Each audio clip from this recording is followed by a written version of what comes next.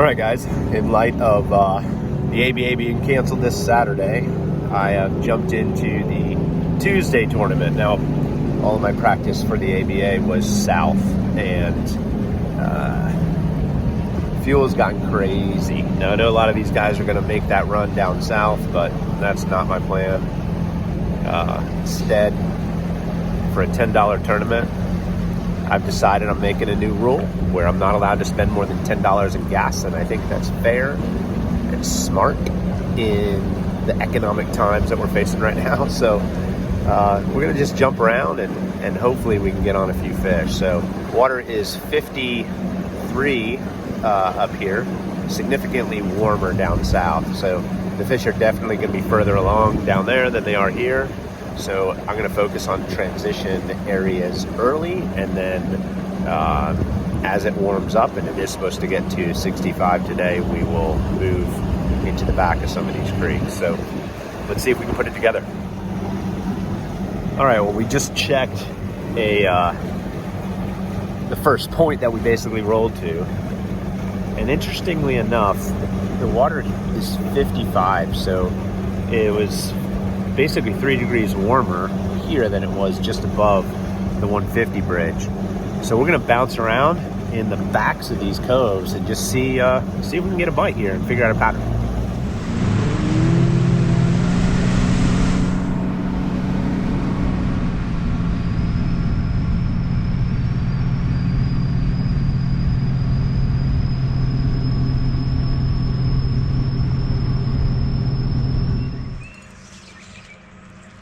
Come on.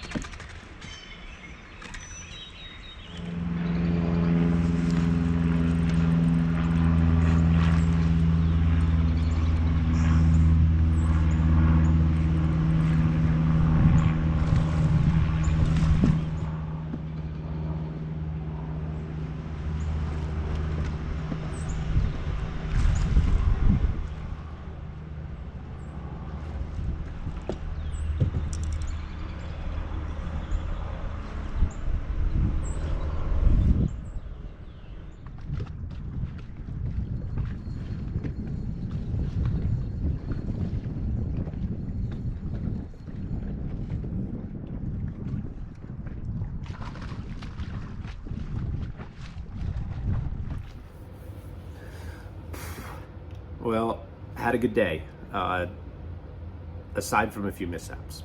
You guys probably already saw the missed fish.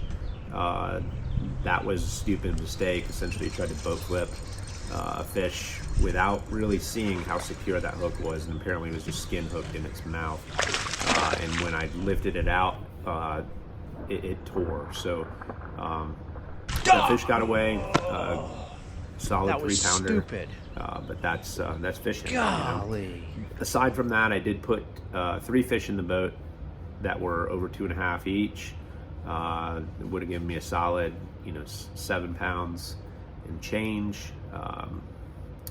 And I feel pretty good about that, I guess, except for the fact that I was an hour late to weigh in.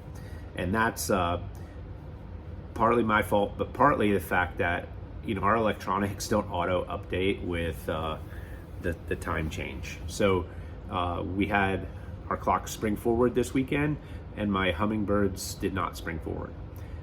Now I know better, but I just it was a brain fart, if you will. So hour late to weigh in, didn't get to weigh my fish. Apparently in these Tuesday tournaments our 3 fish limit, so 7.5 pounds won, which isn't a considerable amount of weight, but I would have been right up there. So it was a good day.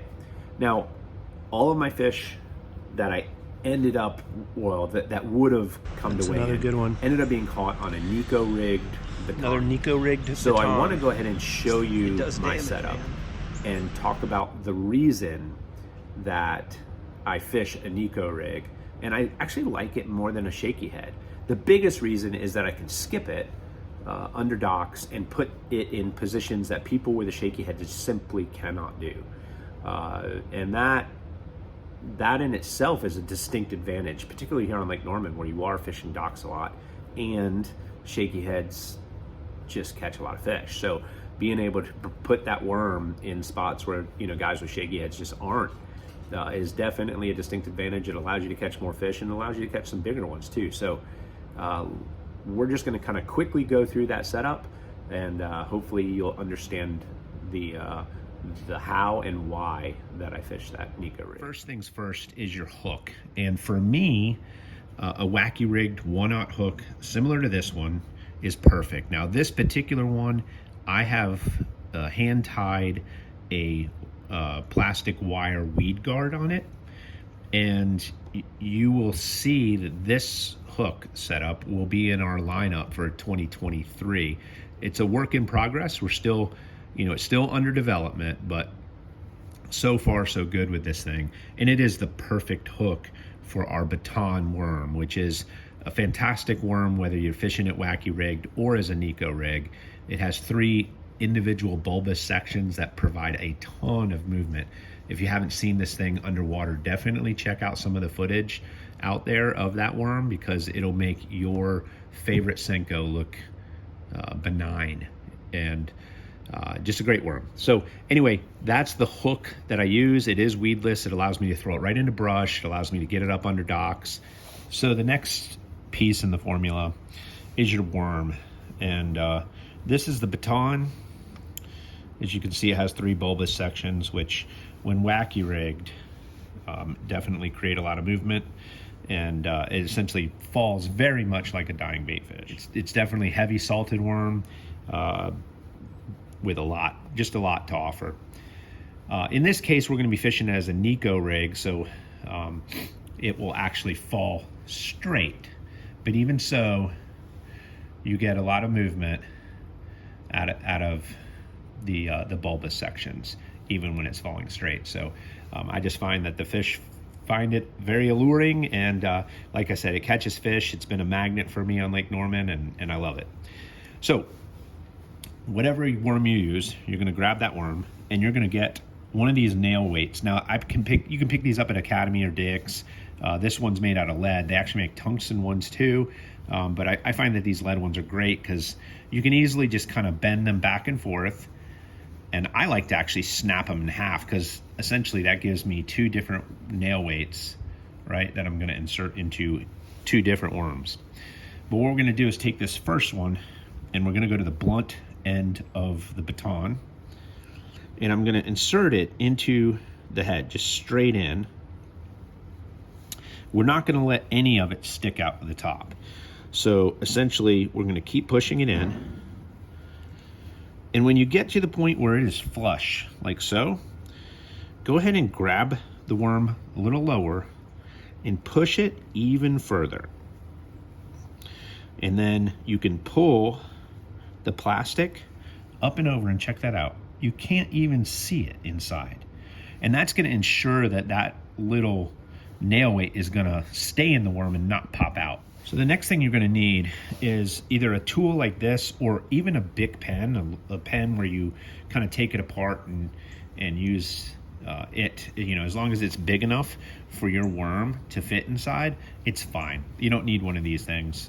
You know, definitely a pen will work if you have one handy. Whatever you use, you're going to want to go ahead and take a rubber ring. Now, I like these. Some people like the plastic bands that are wide and clear. I don't like those because they float. These surprisingly sink. These are silicone, I believe, and I buy these at Home Depot, and you can buy dozens of these things for pennies. So anyway, we're gonna go ahead and slide that on there, pull it up over. And you can see my baton is already nestled in there, and I like the ring to be right in the middle. So I'm gonna slide it up and over, boom, just like that. Now we're gonna go ahead and grab our hook, and what we wanna make sure and you noticed that here's the blunt end with the weight in it. The worm is going to fall like so. We want our hook point pointed towards the tail.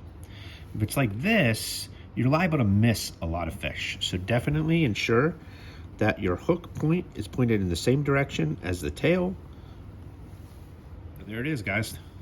The complete setup. A Neko rigged baton.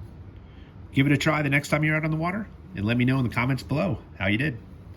Take care. We'll see you next time.